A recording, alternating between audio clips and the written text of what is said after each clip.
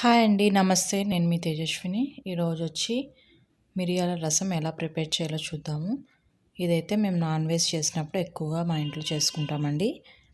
ఇది అరుగుదలకు కూడా చాలా మంచిది కదా! ఇప్పుడు క్లైమేట్ కూడా వర్షాలు ఎక్కువ పడుతున్నాయి. జ్వరం వచ్చినప్పుడు ఇలా మిరియాల రసం తింటే చాలా మంచిది కదండీ!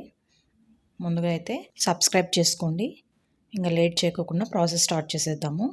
ఇక్కడైతే నేను ఒక 4 టమోటాలు తీసుకొని మిక్సీ జార్లో మెత్తగా పేస్ట్ చేసుకున్నది. కొద్దిగా చింతపండు కూడా యాడ్ చేసి అది టమోటా క్యూర్ అంతా పక్కన పెట్టేసుకున్నాం. ఇంకా జార్లో వచ్చేసి ఇక్కడ ఒక హాఫ్ టేబుల్ స్పూన్ దాకా మిరియాలు, ఒక హాఫ్ టేబుల్ స్పూన్ జీలకర్ర, ఒక 4 వెల్లుల్లి రెవ్వలు, అలాగే ఒట్టిమిరపకాయలు ఒక 3 వేసుకొని మెత్తగా ఆడించుకోవాలండి. ఇప్పుడు స్టవ్ ఆన్ చేసి గిన్నె పెట్టేసి ఆయిల్ వేసుకున్నాం.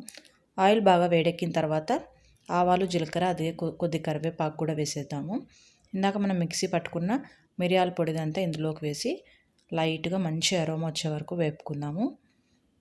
ఆ తర్వాత ఇందాక మనం మిక్సీ పట్టుకున్న టమాటో క్యూరీ అందులోకి వేసి కొంచెం ఉడికించుకుందామండి. ఎందుకంటే మనం పచ్చి టమోటాలు వేసాం కాబట్టి మిక్సీకి కొద్దిగా ఉడికితే పచ్చివాసన పోతుంది. ఇందులోకి తగినంత సాల్ట్ వేసుకుందాము. అలాగే ఇంకా కారం అన్నీ యాడ్ చేసేసాం కాబట్టి మనకి ఎంత కన్సిస్టెన్సీ వాటర్ కావాలో అంత టమోటా రసంకి యాడ్ చేసేసుకొని ఒక హాఫ్ టేబుల్ స్పూన్ షుగర్ కానీ బెల్లం కానీ యాడ్ చేసేసుకోండి. బాగా మిక్స్ చేసేసి ఒక 2 పొంగులు వచ్చే వరకు బాగా ఉడికించుకుంటే మన టేస్టీ అయిన మిరియాల రసం అయితే అయిపోతుందండి. ఇలా రసం చేసి పెట్టారంటే అన్నంలోకి తినేదానికన్నా గ్లాసులతోనే తాగేస్తారు. అంత టేస్టీగా ఉంటుంది మిరియాల రసము. వీడియో నచ్చినట్లయితే మర్చిపోకుండా లైక్ చేయండి, షేర్ చేయండి, అలాగే సబ్స్క్రైబ్ చేయండి. Thank you so much for watching this video.